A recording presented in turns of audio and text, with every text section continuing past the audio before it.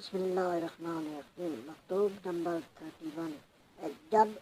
بھی اسے پکارو وہ تمہاری سنتا ہے، اور جب بھی راز و نیاز کرتے ہو اس سے کچھ کہو وہ جان لیتا ہے۔ تم اسی سے مرادیں مانگتے ہو اور اسی کے سامنے دل کے بھید کھولتے ہو، اسی سے اپنے دکھ درد کا رونا روتے ہو اور مصیبتوں سے نکلنے کی التجا کرتے ہو،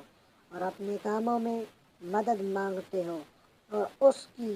رحمت کے خزانوں سے وہ چیزیں طلب کرتے ہو جن کے دینے پر اور کوئی قدرت نہیں رکھتا، جیسے عمروں میں درازی، جسمانی صحت اور توانائی، اور راز میں وسعت، اور اس پر اس نے تمام ہاتھ میں اپنے خزانے کے کھولنے والی کنجیاں دے دی ہیں، اس طرح کہ تمہیں اپنے بارگاہ میں سوال کرنے کا طریقہ بتایا،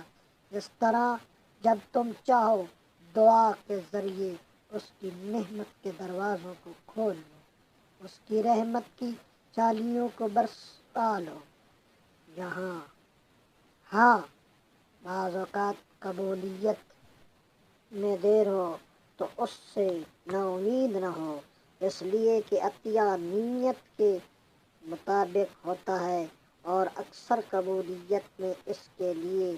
دیر کی جاتی ہے کہ سائل کے اجر میں اضافہ ہو اور امیدوار کو عطیے اور زیادہ ملیں، اور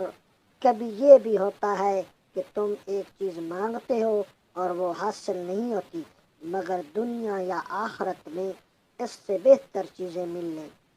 تمہیں مل جاتی ہیں، یا تمہارے کسی بہتر مفاد کے پیش نظر تمہیں اس سے محروم کر دیا جاتا ہے، اس لیے کہ تم کبھی ایسی چیزیں بھی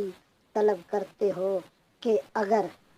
تمہیں دے دی جائے تو تمہارا دین تباہ ہو جائے گا، لہذا تمہیں بس وہ چیز طلب کرنا چاہیے جس کا جمال پائیدار ہو اور جس کا وبال تمہارے سر نہ پڑنے والا ہو۔ رہا دنیا کا مال تو نہ یہ تمہارے لیے رہے گا اور نہ تم اس کے لیے رہو گے، یاد رکھو تم آخرت کے لیے پیدا ہوئے ہو، نہ کہ دنیا کے لیے۔ فنا کے لیے